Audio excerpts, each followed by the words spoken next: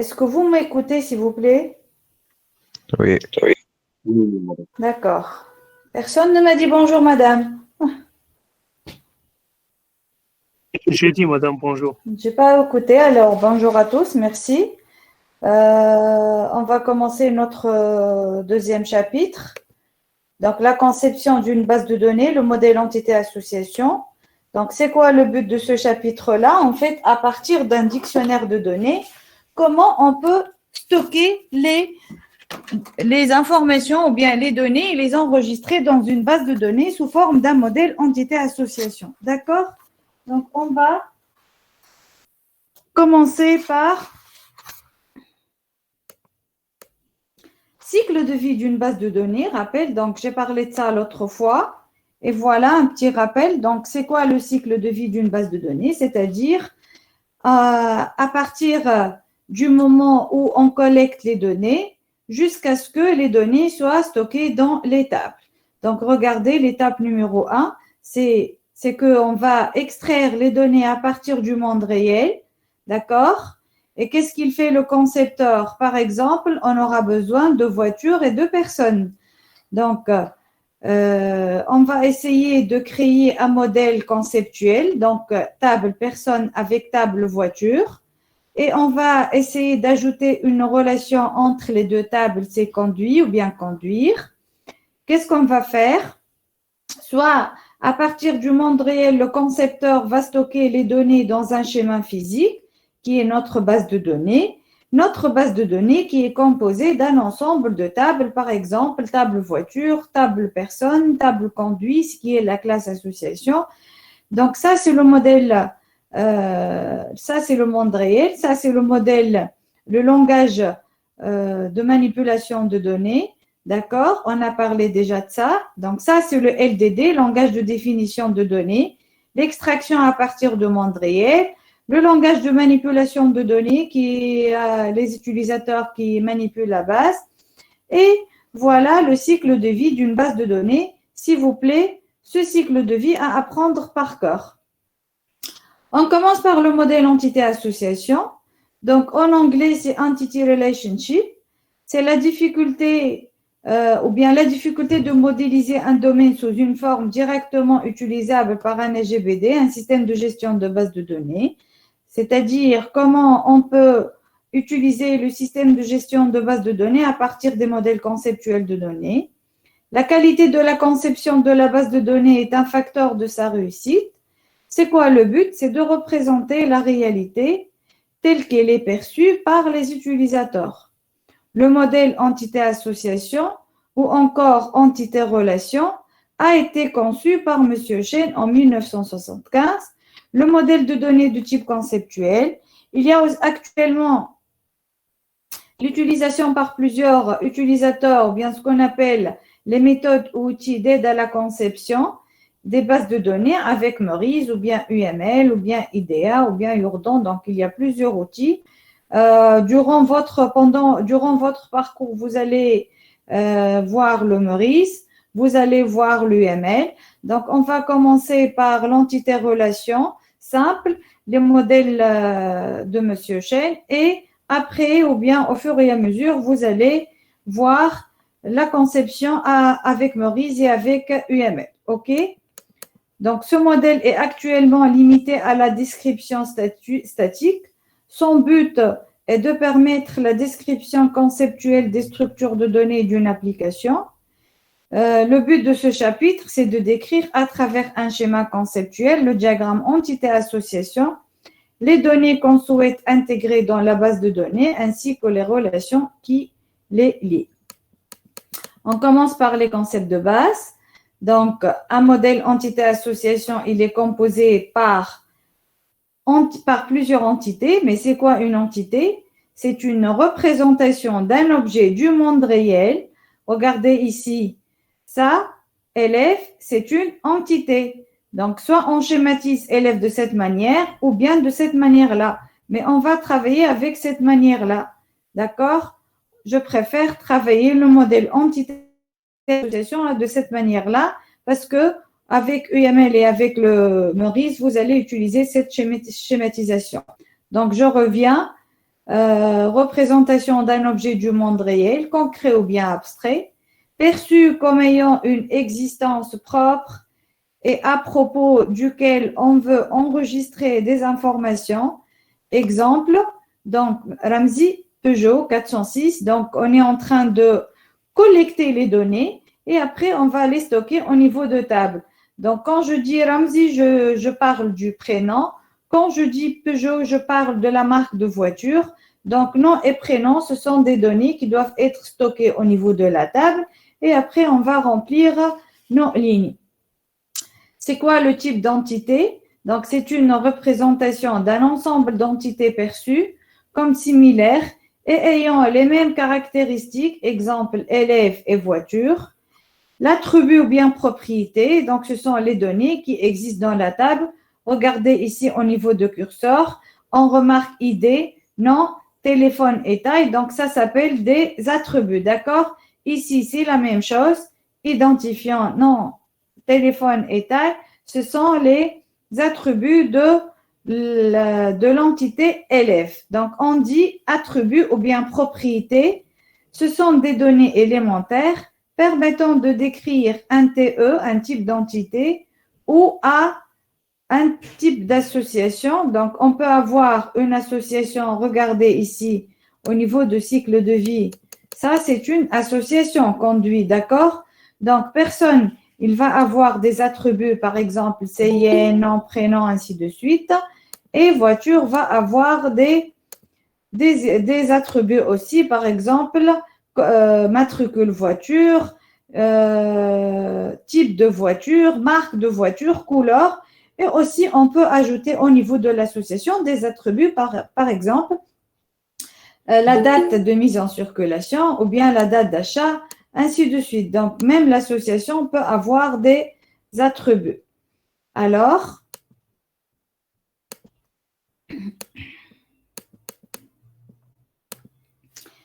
donc j'ai dit, données élémentaires permettant de décrire un TE ou à un TA association ou participant à la composition d'un autre attribut, exemple, l'identifiant, nom, prénom, téléphone, ainsi de suite.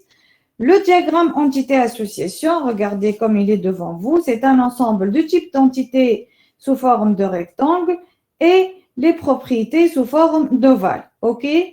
Donc, on se met en d'accord que l'entité, elle va être sous forme de rectangle et les attributs sous forme de ovale. Et on va constater que l'association, elle est sous forme de losange. Donc, c'est quoi l'identifiant? Chaque entité doit avoir un identifiant unique. Donc, ici, l'identifiant, c'est une propriété aussi, ou bien il peut être un ensemble de propriétés, c'est-à-dire un identifiant composé, il contient deux propriétés, dont la valeur ne peut pas appartenir à plus qu'une entité. Il doit être fixé pour chaque type d'entité et souligné dans le diagramme entité-association. Avant d'avancer, est-ce que vous êtes venu à la faculté? Oui. Donc, Oui. vous avez commencé les TD en présentiel? Non, madame. شوية madame مش الكل كيف يعني؟ مش الكل. Et est-ce que vous avez pris le cours de Basma, de chez Basma? Non, madame. Pourquoi? Je vous ai demandé, je vous ai laissé les 3 premiers chapitres عند Basma. قلت لكم هزوا الكور عندكم باش كل مرة تكتبوا derrière les diapos.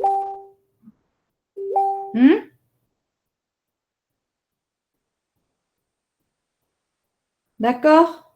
S'il vous plaît, vous devez avoir le cours avec vous, un support papier. On va commencer ce mercredi le TD, donc on a TD mercredi et jeudi.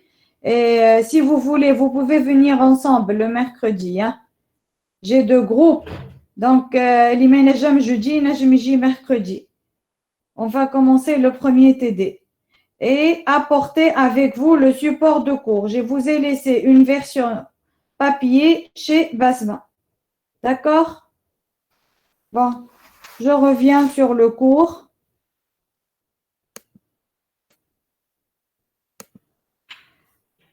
Donc, suivez. Et s'il y a quelque chose qui n'est pas clair, s'il vous plaît, vous m'arrêtez, OK? Donc, j'ai dit un identifiant, c'est une propriété aussi et peut être ensemble de propriétés, ou bien on peut dire c'est une clé ou bien identifiant concaténé. Quand on dit identifiant, on parle aussi de la notion de la clé primaire, parce que chaque entité doit avoir une clé primaire et la clé, elle doit être soulignée. Donc, dans la valeur, ne peut pas appartenir à plus qu'une entité. Il doit être fixé pour chaque type d'entité, souligné dans le diagramme entité-association. Donc, voilà l'exemple qui est devant vous. Donc, l'immatriculation permet d'identifier de façon unique une voiture. S'il vous plaît, suivez avec moi. Je vais essayer d'agrandir, de zoomer un peu pour bien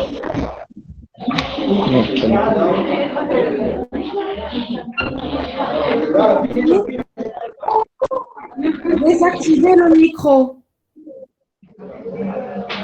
Haït.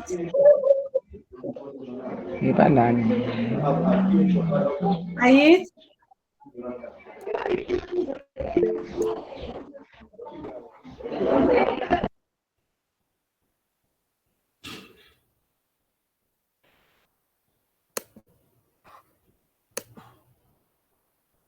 Voilà. Je reviens. Est-ce que vous êtes avec moi? Donc, je vais expliquer l'exemple qui est devant vous. Je vais terminer tout d'abord les associations et je vais vous expliquer le schéma. Donc, c'est quoi une association? C'est une représentation d'un lien entre plusieurs entités. Donc, dans notre cas ici, Hachette, c'est une association entre l'entité voiture et l'entité personne. S'il vous plaît, en même temps que moi, prenez note. Donc, je dis bien, il y a les entités, dans notre cas, c'est voiture. Il y a les identifiants, c'est une propriété, doit être soulignée et doit être unique dans la base. D'accord? Il y a aussi l'entité personne qui a comme identifiant CIN parce qu'on ne peut jamais trouver un numéro de CIN qui se répète pour deux personnes différentes. C'est clair? Vous avez compris comment on choisit l'identifiant. Donc, association, c'est une représentation d'un lien entre plusieurs entités. Chacune joue un rôle bien déterminé. Elle peut être binaire, ternaire ou bien NR, souvent nommée par un verbe ou un substantif. Exemple, Ramzi achète une 406. Donc, Ramzi, c'est le nom de l'entité personne. Achète, c'est la relation. Une 406, c'est la marque de la voiture. D'accord? Alors, regardez ici, on a un modèle ou bien un diagramme entité-association. Quelles sont les entités dans notre cas? Allez-y, ouvrez vos micros et participez avec moi.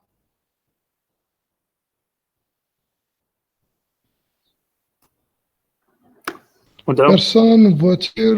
Donc, on a l'entité personne et l'entité voiture. Je dis bien entité. Maintenant, quelle est la relation ou bien quelle est l'association? C'est acheter. Très bien. Acheter. Et les attributs, donc, ou bien les propriétés. Pour voiture, on a couleur, numéro de matriculation, marque et carburant. Et pour l'entité personne, on a CIN, nom, prénom. Ce sont les attributs. OK? Oui. Voilà. Je reviens. Les types d'associations maintenant, donc on a des associations binaires et on a des associations ternaires et on a des associations NR. Je vous explique. Dans notre cas ici, l'association Hachette, c'est une association binaire, c'est-à-dire binaire. Elle fait la liaison entre deux entités. D'accord? On peut avoir aussi une association ternaire. Je vais vous expliquer ça, Inch'Allah, en présentiel sur le tableau. Donc, une association ternaire, c'est-à-dire elle contient trois liaisons. Par exemple, ici, je peux ajouter une autre association avec une autre entité avec Hachette et avec voiture et personne. C'est clair? Donc, si l'association elle a trois relations, on dit que c'est une association ternaire. Si elle a plus que trois relations, ça s'appelle une association NR. D'accord? Donc, type d'association, c'est une représentation d'un ensemble d'associations ayant la même sémantique, est décrite par les mêmes caractéristiques liant les entités de même type avec même rôle et même priorité respective. Vous avez compris? Donc, on peut avoir plusieurs types d'associations. Donc, le diagramme entité-association avec une autre représentation. J'ai parlé tout à l'heure du modèle conceptuel de données. Le modèle conceptuel de données, il est dans la partie Meurice. Donc, il y a Meurice, il y a l'UML et il y a l'entité-association. Pour ne pas confondre, donc ça, c'est une schématisation avec le Meurice. On schématise l'entité de cette manière-là. Donc, regardez, les entités, ils sont représentés par un rectangle contenant le nom de type de l'entité.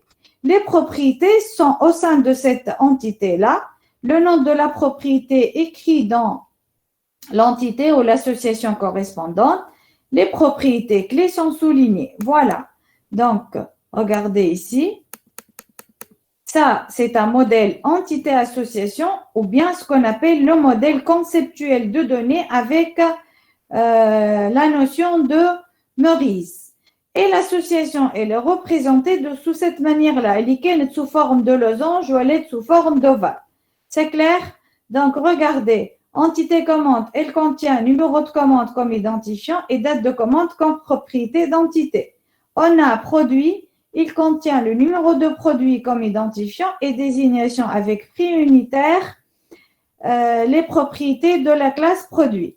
Donc, on dit entité ou bien classe, c'est la même chose. Et l'association, certainement, elle va lier les deux entités qui sont devant vous.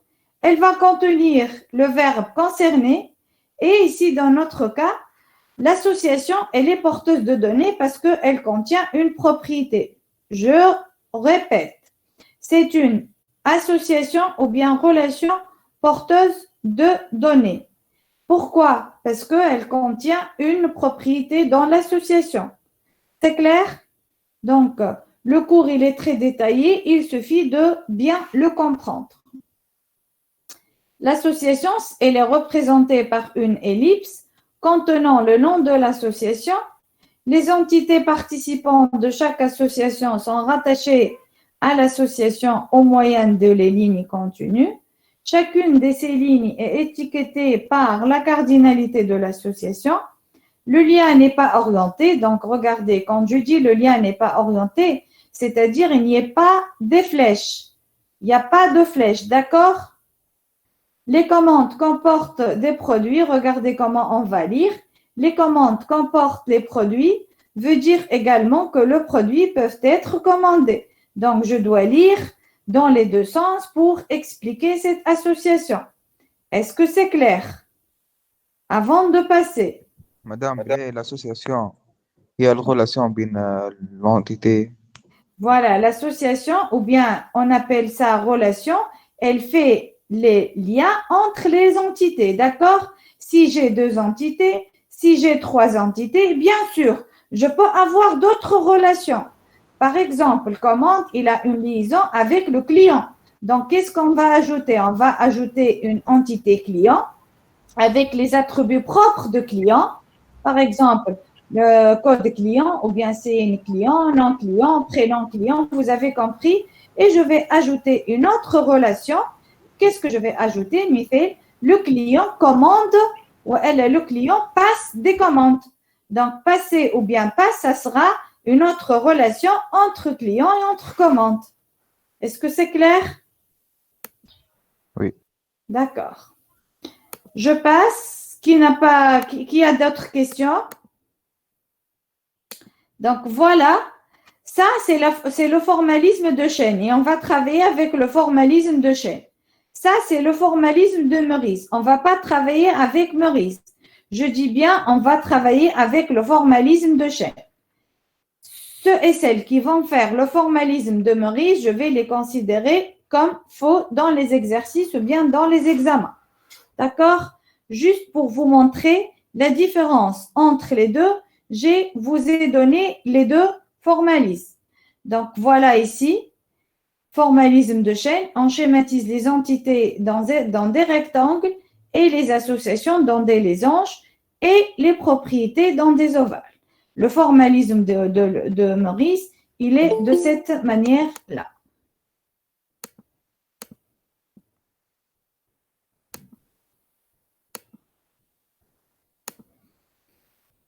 Voilà, je passe.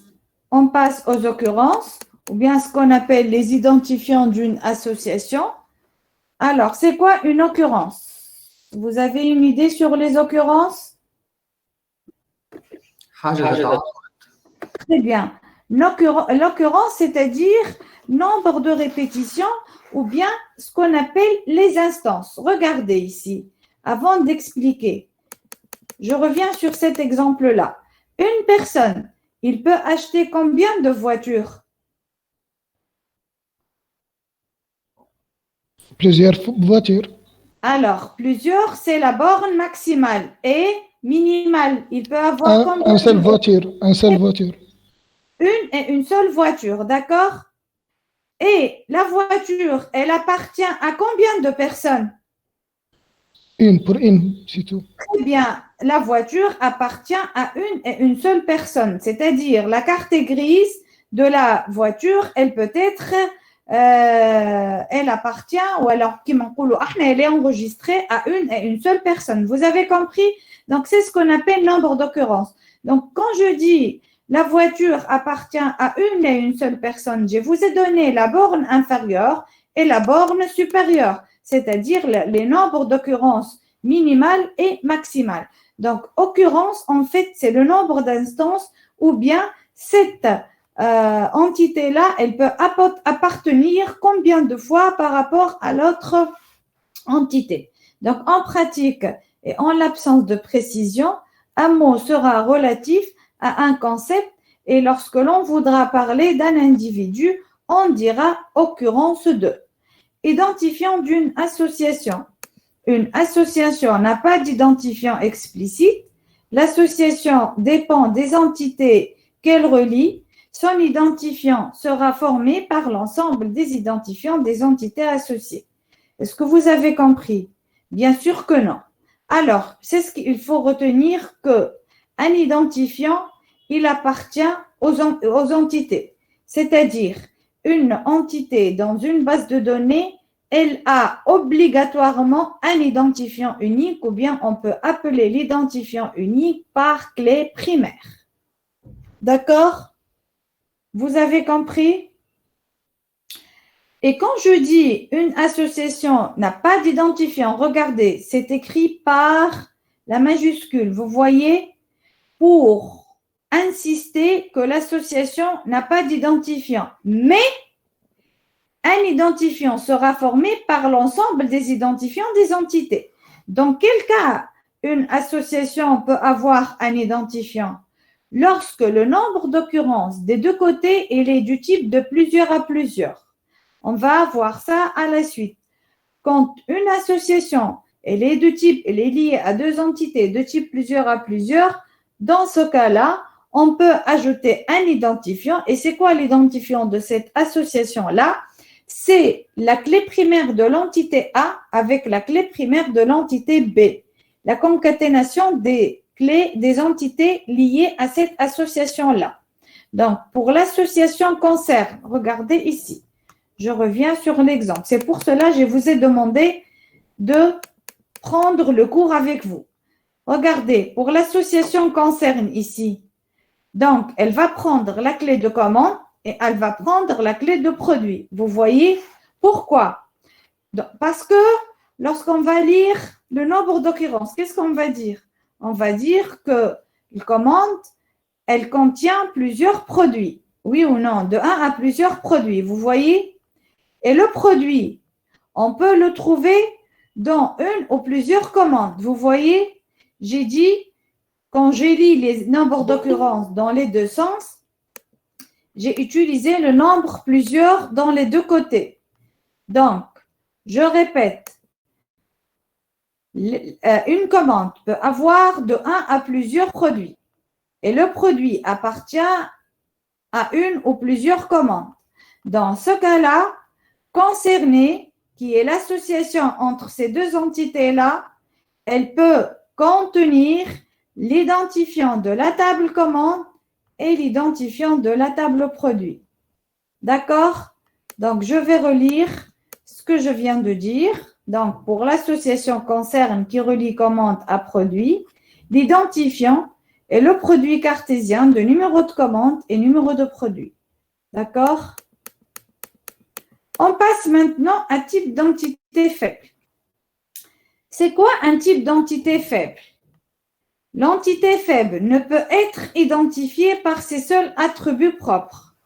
Prenez note, l'entité faible n'admet pas une clé primaire, mais elle admet une clé partielle, c'est-à-dire elle n'a pas un identifiant, mais elle a une clé partielle. J'ai dit tout à l'heure que l'identifiant ou bien une clé primaire, elle doit être soulignée au niveau de propriété. Vous voyez, tout à l'heure, on a souligné numéro de matriculation pour voiture et on a souligné CIN pour personne. Maintenant, j'ai souligné CIN pour employé. Vous voyez, la clé primaire, elle doit être soulignée au niveau de modèle entité association. D'accord? Mais la clé partielle, elle est au niveau de l'entité faible. Maintenant, je vous explique. C'est quoi une entité faible? Une entité faible, elle dépend d'une classe mère, d'une entité mère. C'est-à-dire, si j'enlève l'entité mère, l'entité faible par défaut, elle va être supprimée. Regardez l'exemple qui est devant vous. Un employé a à sa charge des enfants. S'il n'y a pas d'employé, il n'y a pas d'enfant. D'accord? معناتها حاجة dépend من حاجة. إذا كان je vais supprimer la classe mère, par défaut, l'entité faible, elle va être supprimée. Je répète la bonne raisonnement. S'il n'y a pas d'employé, il n'y aura pas d'enfant. D'accord? Donc, voilà la notion d'entité faible. L'entité faible, elle est schématisée en double rectangle et la liaison entre l'entité mère ou bien la classe mère et l'entité faible, elle doit être obligatoirement en double losange. D'accord? Voilà un autre exemple, mais avec la notion de Meurice. Et on peut transformer ça avec le formalisme de Shell. Donc, le livre a des exemplaires. Vous voyez, s'il n'y a pas de livre, on ne peut pas avoir des exemplaires. On doit avoir l'édition d'origine pour faire des exemplaires sur cette édition-là. Vous avez compris? Est-ce que vous avez compris la notion d'entité faible? Oui, madame. Oui, madame. Voilà, très bien. Donc, quand on parle d'entité faible, c'est-à-dire entité qui dépend de la classe mère. S'il n'y a pas de classe mère, on ne peut pas avoir cette entité-là. Maintenant, je m'encoule عندي enfant, et là, maintenant, je m'encoule عندي classe employé, ou la parent, ou la حاجة qui hérite. Ici, c'est la même chose. Je ne peux pas parler de la notion d'exemplaire et le livre d'origine n'existe pas. Donc, s'il y a quelque chose qui est extrait de la table d'origine, ça s'appelle classe entité faible ou bien classe faible. Parfait. Oui, madame, entité تقصد بها table. Entité, هي بدا table, هي بدا classe, هي بدا objet. On a plusieurs nominations. Ok. D'accord? Quand je dis classe, je parle de l'entité et je parle aussi de l'objet. C'est la même chose. Ou bien table. Très bonne question. Donc, voilà. Ça, c'est la notion d'entité faible. L'entité faible, regardez ici. Je suis en train de parler des cardinalités qu'on va les voir juste après.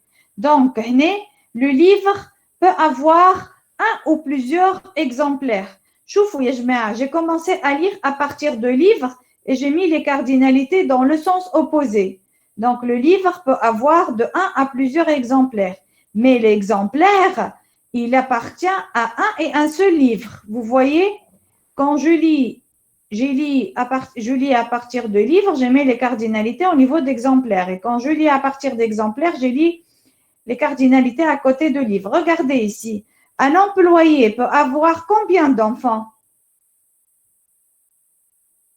Ah, plusieurs. Eh bien, Plusieurs enfants. ou bien Ou zéro, bien, oui ou non. Donc, Oui. ici, on va dire l'employé peut avoir zéro ou plusieurs enfants. Mais l'enfant, il appartient à combien d'employés? Un. Et un seul, très bien. un Si on seul. Donc, si on va bien préciser le borne max ici et le borne max ici, regardez l'exemple, c'est quoi la borne maximale? C'est n et 1, oui ou non? Donc, par défaut, l'association faible entre l'entité mère et l'entité faible, elle est toujours de type 1n, 1, d'accord? À apprendre par cœur. Donc, par défaut, elle est toujours de type 1n. Je vais relire un TE qui ne peut être identifié par ses seuls attributs propres, mais qu'il est par ses attributs plus qu'une occurrence d'un autre TE, occurrence à laquelle il est lié est appelé TE faible. Donc voilà, je vais revenir ici.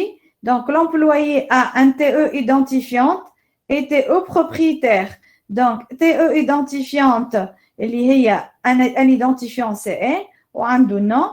Ou un TE faible, on a aussi une clé partielle ou un attribut âge, d'accord? Donc, un enfant ne peut être identifié que si on se réfère à son père.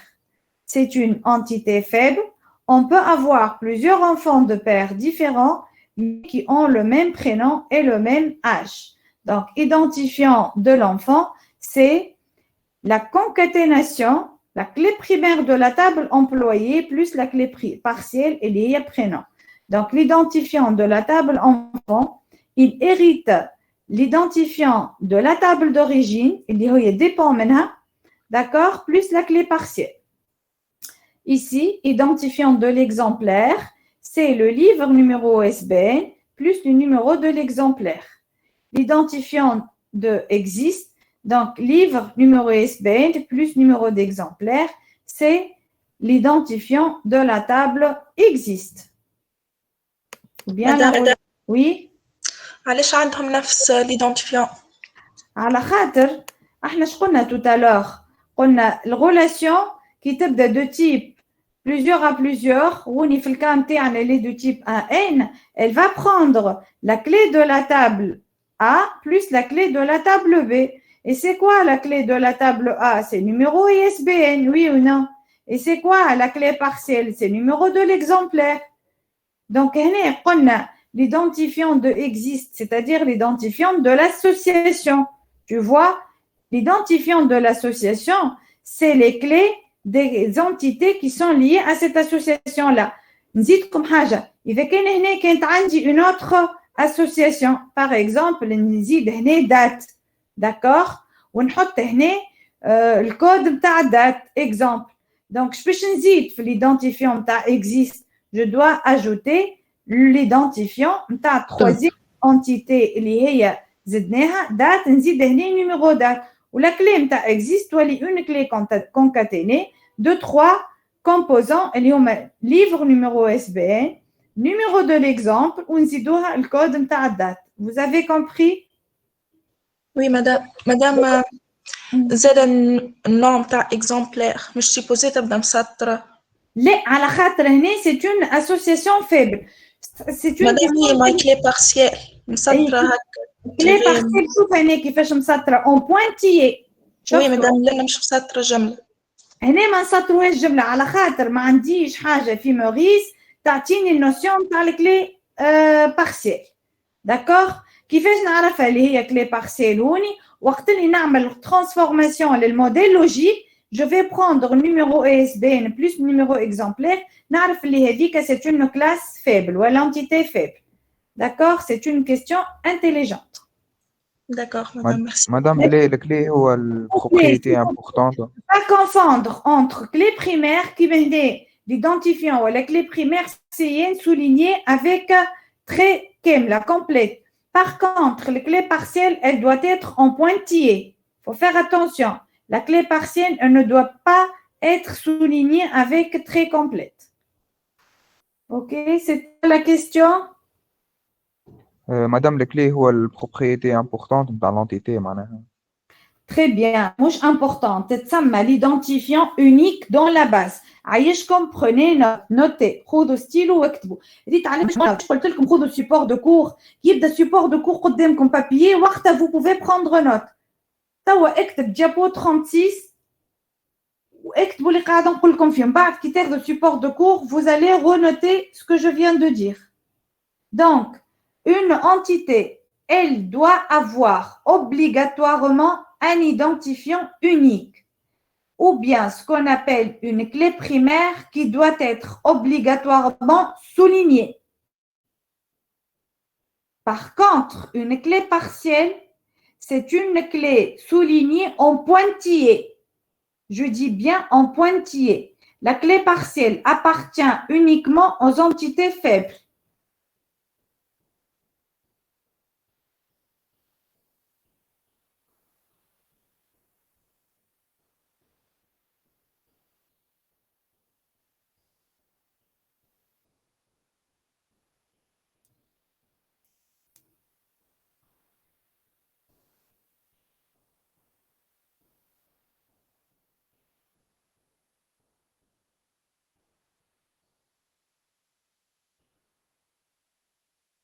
D'accord? Je passe?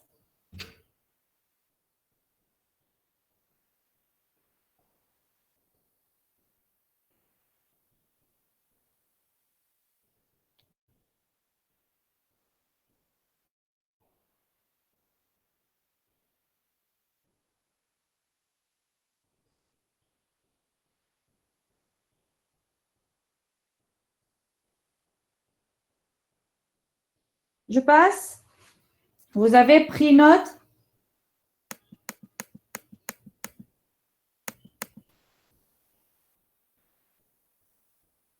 Oui, oui. Oui, madame, Oui. vous pouvez passer. D'accord, très bien. Maintenant, on passe au type d'attributs. Regardez, il y a des types d'attributs. On veut dire quoi, type d'attribut? Type d'attribut, c'est-à-dire, il y a l'attribut simple, comme par exemple CIN, nom, prénom, salaire et jour. D'accord? C'est un attribut qui n'est pas décomposé en d'autres attributs. Ses valeurs sont atomiques, exemple salaire, jour, nom, prénom, ainsi de suite. L'attribut composé. Donc, c'est un attribut qui est décomposé en d'autres attributs. Exemple, adresse. Ben, regardez. Je نمشي direct نعرفش هنا نجيب لكم ان شاء الله في التي دي les types d'attributs. فكروني البارتي هذه نعاودها لكم في التي دي. S'il vous plaît, rappelez-moi. Donc là, par exemple, on parle un attribut composé adresse. Je reviens sur notre exemple. L'employé Ouni, nzidou adresse. D'accord? Ou qu'est-ce que j'ai fait? Nzidou un attribut adresse et même l'adresse, je la décompose. C'est-à-dire, on fait rue, numéro, ville, pays. Donc, toi, il y a un attribut, fille, des feuilles. Vous avez compris?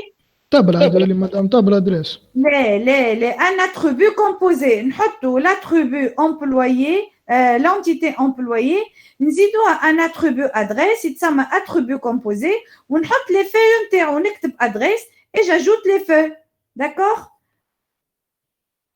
Ben, وإلا عنا l'attribut monovalué. L'attribut monovalué, par exemple, CIN, date de naissance, ce sont aussi des attributs simples, mais monovalués, c'est-à-dire on les trouve, on ne les trouve pas répétés dans la base. معناتها chaque employé a un seul numéro de CIN. Chaque employé a une seule date de naissance. Vous voyez? Mais date de naissance ne peut pas être un identifiant. Pourquoi? Parce que deux employés peuvent avoir la même date de naissance. Il est monovalué, c'est-à-dire il ne peut pas se répéter pour la personne bida, pour l'entité bida, d'accord? Mais on peut avoir deux personnes qui ont la même date de naissance. Par contre, CIN, il est monovalué et il est unique dans la base. D'accord? L'attribut multivalué, par exemple. Le téléphone qui fait نصوروا هنا, par exemple, on ajoute T, ونحطوه en double ovale, en double cercle. L'attribut multivalué, il doit être schématisé en double cercle. Normalement, ici, il y a dans le support de cours, juste pour voilà, regardez. Ça, c'est un attribut multi-évalué. D'accord? Il doit être en double ovale. Ça, c'est un attribut composé, comme l'adresse. Je mets adresse et j'ajoute ici numéro, code postal, rue et ville. D'accord? Ça, c'est l'attribut calculé. L'attribut calculé, il doit être en pointillé. Ovale en pointillé. Par exemple, on parle comme l'âge. L'âge, ce n'est pas un attribut calculé, c'est un attribut calculé, il doit être en pointillé.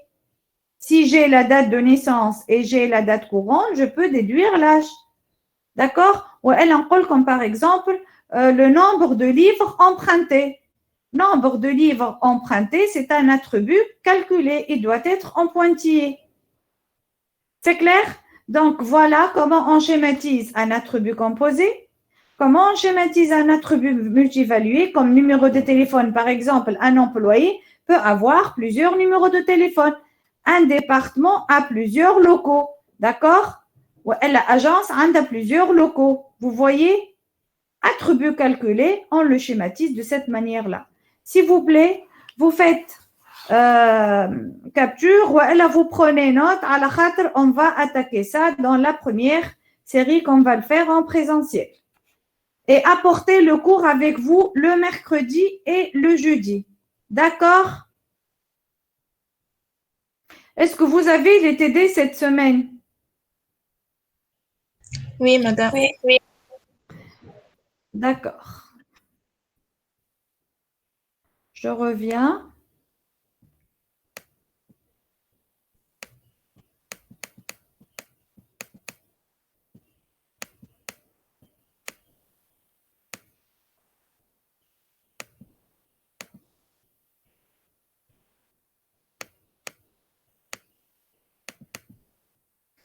Donc voilà, il y a les attributs obligatoires, comme par exemple nom, prénom. Il y a des attributs facultatifs, comme je peux les mettre, comme je peux ne pas les mettre, bien sûr, selon l'énoncé. Les cardinalités maintenant. Donc, la cardinalité des relations définit le nombre d'entités auxquelles est associée une entité donnée au moyen de la relation considérée. Elle est composée d'un couple comportant une borne maximale et une borne minimale. Intervalle dans lequel la cardinalité d'une entité peut prendre sa valeur max supérieure à min. Donc, déjà, on a parlé des cardinalités. Regardez ici. Donc, on peut avoir 0, 1, 1, 1, 0, n, 1, n. C'est-à-dire min, max, min, max, min, max. Elle peut être 0, 1, 1, 1, 0, n, 1, n. D'accord? Donc, 0, 1, c'est-à-dire une occurrence participe au moins 0 fois et au plus une seule fois à l'association. 1, 1, une occurrence participe exactement une fois à l'association. Regardez, les cardinalités, on doit les dégager à partir de l'énoncé. Donc, soit il nous donne les deux bornes, max et min, ou elle a directement le borne maximale. Ou nous mettons les bornes minimales, d'accord? Donc, le borne minimale 0 et 1, ça ne dérange pas. Mais il faut faire attention aux bornes maximales. Pourquoi? Parce que au niveau de l'association ici, on doit mettre toujours le max ou le max. Le max ou le max, on a trois types de cardinalités. On a one to one, ou on a one to many, ou on a many to many. OK? Donc, je vais vous expliquer ça au niveau du parti court. Mais je notre barcha les cardinalités. À la khatre, je préfère vous les expliquer au niveau de cours. Mais regardez cet exemple-là. Une occurrence, regardez, j'ai utilisé des couleurs différentes pour bien comprendre. Donc, pour celle-là, donc, elle commence à un ou plusieurs produits, d'accord? Où le produit appartient à 0 ou n commandes. Donc, c'est une association qui contient une propriété, donc pour l'association porteuse de données. On va lire les occurrences. Donc, 0 heavy, c'est quoi? Une occurrence de produit peut ne pas être concerné. Qui m'a قلت لكم هنا معناتها le produit qui ينجم يكون فيه commande qui ينجم يكون فما في حتى commande ولا الcommande ما فيها حتى produit, d'accord? ما فيهش ce produit là plutôt. Donc والn c'est quoi le n? Le n, une occurrence de produit peut être concernée plusieurs fois. شفتوا رانا قاعدين نحطوا في les cardinalités dans les sens opposés. Je commence à lire à partir de commande et je lis les cardinalités dans le sens opposé. je commence à lire à partir de produit et je mets les cardinalités à côté de commande. D'accord? Donc, dites نقرأ l'occurrence de produit, sachant que les cardinalités sont au niveau de commande. Donc, le 1, c'est quoi? Une occurrence de commande est concernée au moins une fois. Une occurrence de commande peut être concernée plusieurs fois. D'accord? Donc, voilà. Comme le recette.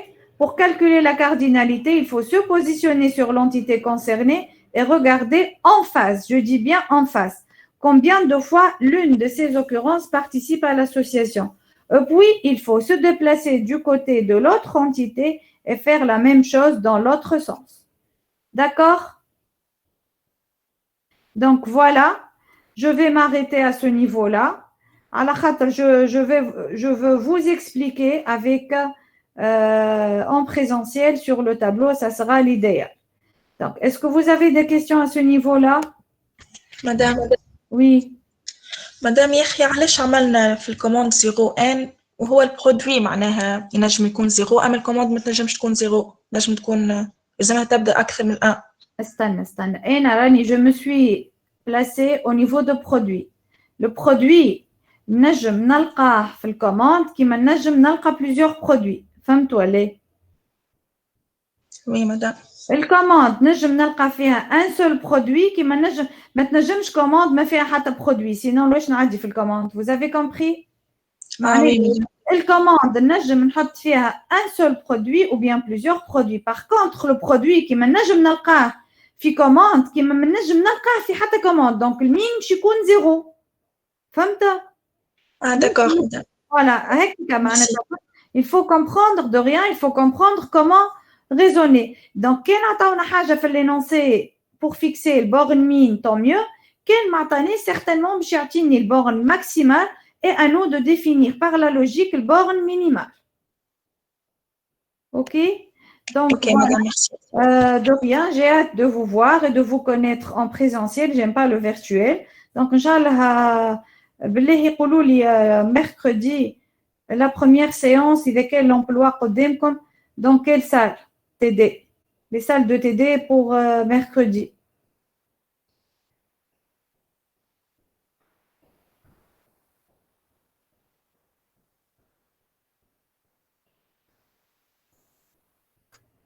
شكون عنده l'emploi?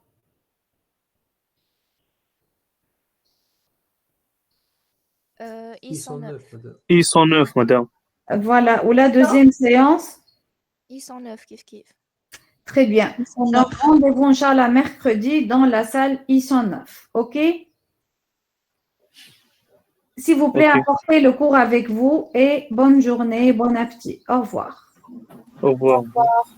Au revoir.